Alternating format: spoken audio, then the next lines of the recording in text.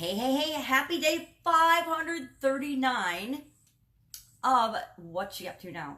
Doing daily documentation, just a quick little journal note. Sometimes it's not so quick because I start talking about something about what I'm doing as I'm transitioning from the brick and mortar world of corporate America and online businesses in a bunch of different industries. I think I figured out I've been in at least 27 different fields and industries in my career. Now, I'm old, so it's really not that many when you think about it, but it's still kind of a lot compared to what other people do. That means I've been involved in a lot of things. Some things really good, some things awesome, some things were like, oh, soul-suckingly terrible. And I don't think you always understand that or know that until you get involved in a business or get in an industry and you really learn and understand how the inside of the beast works. Because sometimes not sometimes, all the times, what we see on the outside looking in is very, very different than what's actually happening from the inside looking out. I find some industries do things and have practices that are so outrageous and ridiculous that other industries would never even tolerate them. The way employees are paid in the automotive industry, not manufacturing the cars, but in the service industry, freaking mind-boggling. And the way consumers are ripped off because of the way that charging is done, but the employees cannot even make a living wage. That is, to me, that's just like almost criminal. Same in the restaurant and hospitality industry. How waiters and wait staff and busboys and waitresses are paid, it's freaking ridiculous. You know, we hear a lot about the fast food industry, but that's just the tip of the iceberg. That is not even where it's the worst. Where it's the worst are the waiters and the servers.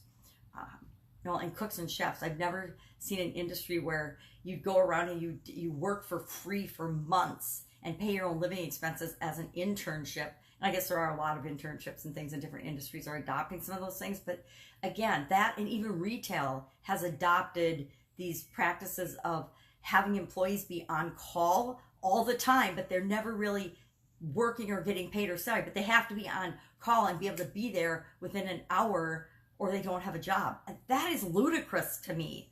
And people put up with it. People tolerate it. I don't understand. In some ways, our world is getting so much better and so much more incredible. And in other ways, it's just getting so much more outrageous and so much more ridiculous. I could talk political correctness, but I'd better not.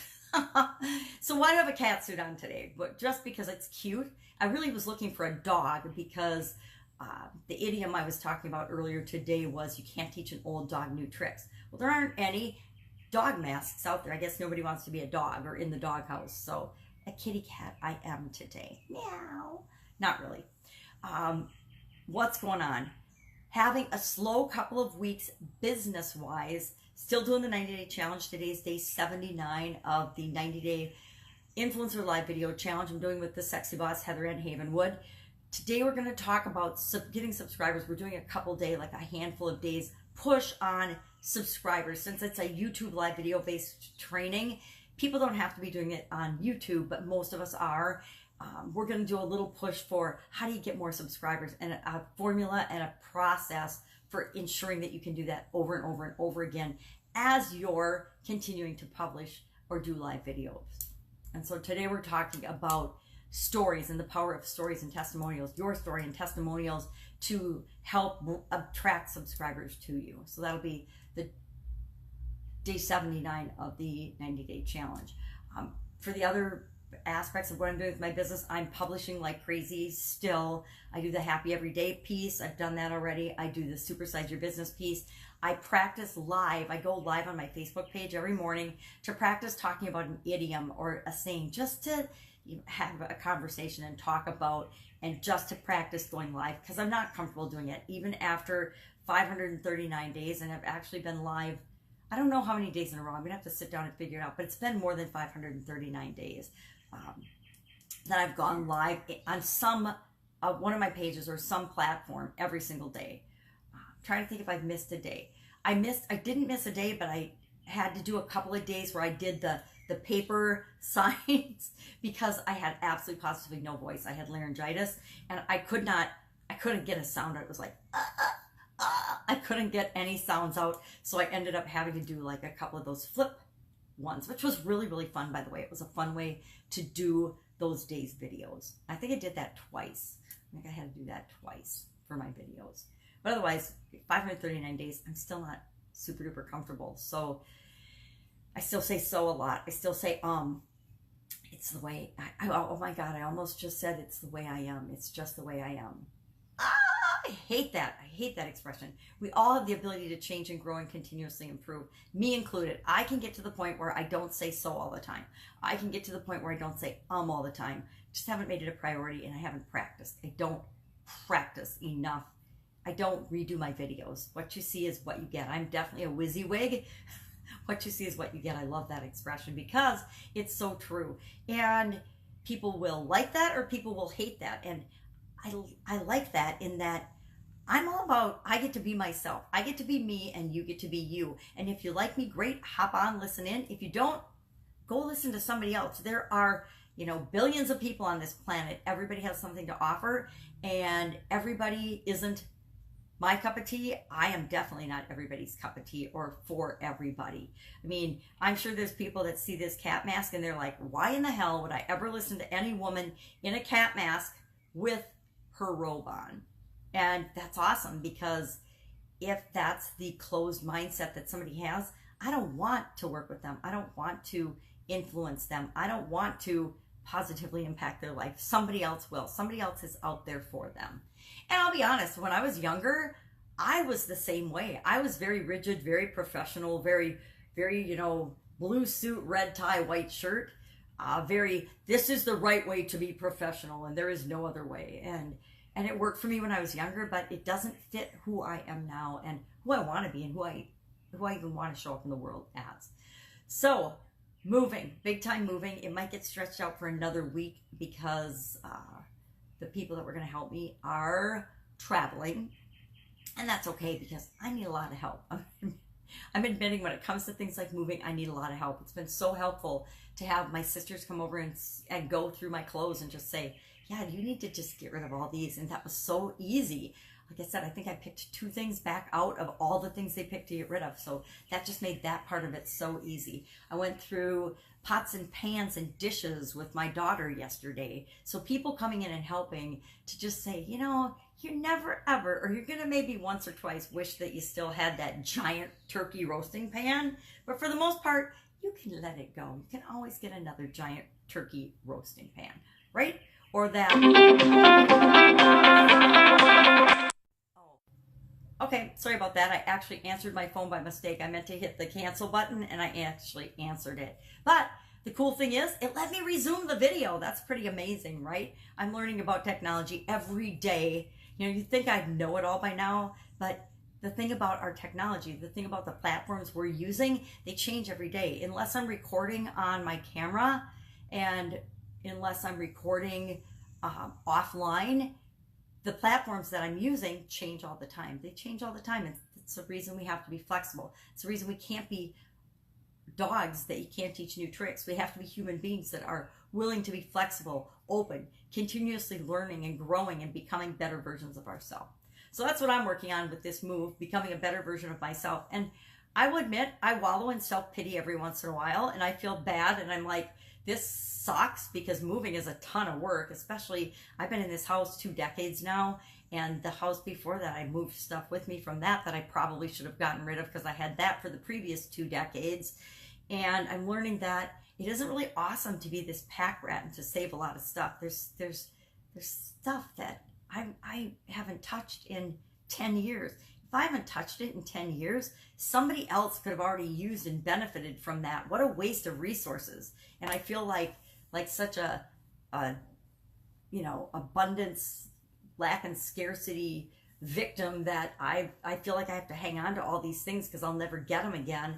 And that's just so ridiculous. And instead of being resourceful and sharing and giving these things to people in the past, I just let it pile up in my house and didn't deal with it. And so now I'm like, all right, yeah, all this stuff needs to go. It's like the clothes. I mean, come on, there's only one of me. How many clothes can I wear? And how many things of this certain type do I need? Remember, I got rid of all my business suits when I left corporate America, and I had lots. I mean, I don't want to even say the number. I had a lot of business suits when I left corporate America. I got rid of all of them, but I still kept all kinds of interesting things that didn't use. I let my sister go through my t-shirts a while back, and I think I had hundreds and hundreds and hundreds of t-shirts. You know, I could wear a different t-shirt every single day for probably 2 years, and I wouldn't have had to wear the same one twice. Yet, I found myself, I wear the same 12 to 20 shirts all the time because I like them the most and they're the most comfortable and I feel good in them. So it's funny. Why do we collect?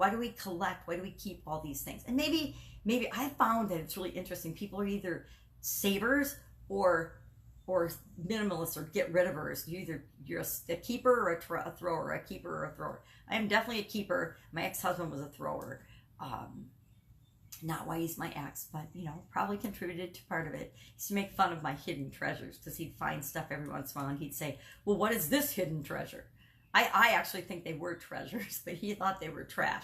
You know, one man's trash is another woman's treasure, right? So that's what I'm working on today. The 90-day challenge, my daily content creation, and, you know, I'm participating in a couple of other people's summits. I want to revamp and revitalize my women's summit because I think it was awesome.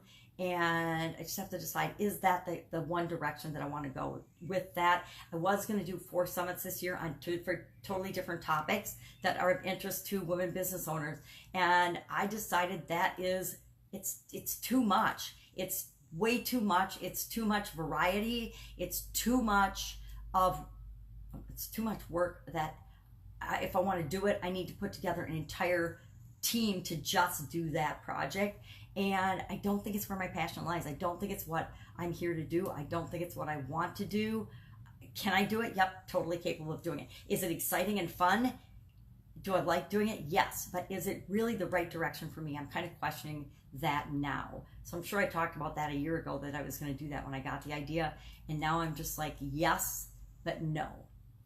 The 90-day challenge and other things have come up as a result of that first summit, and other projects are coming up as a result of that. Other summits are coming up as a result of that. And I like doing summits, but I don't know that summits are my thing. I think challenges are my thing. I adore doing challenges. I love doing challenges. I am doing challenges all the time with myself and with other people. So I think maybe challenges are my thing, and I'm the queen of challenges, not the summit queen. I love doing summits, but Bailey Rickert to me is the queen of summits, and she does an incredible job at it. And, you know, let her teach people how to do summits. I don't ever want to teach people to do summits, but I do like doing them. I do like teaching people how to do challenges. The last 3 summits I've been on, the topic that I've talked about is how to do challenges. So obviously that's where I'm drifting toward, that's my thing. That is the thing that I will talk more and more and more about, and probably be more of an expert about. That's it. I'm going to say sayonara or meow and get off and get to work because the granddaughter's coming soon, and I still have the furnace room to pack up. Not sure what's in there. I have my office is pretty much done. It's getting very, very minimalist. The kitchen, I got to finish up the kitchen too. The kitchen I got to finish up, and I've got to figure out a way how to get all the stuff to charity that I'm piling up in every room. And then I want to just gut everything and clean, because there's corners of my house that haven't seen me in a decade. There's little dust bunnies growing. Go out, make an awesome day. If I can help you in any way, know that I'm busy moving, but I am here to help you. If it's a quick thing, Voxer me or text me, and I will get to it as soon as possible. Take care. Have an awesome day, and I'll, of course, be with you tomorrow.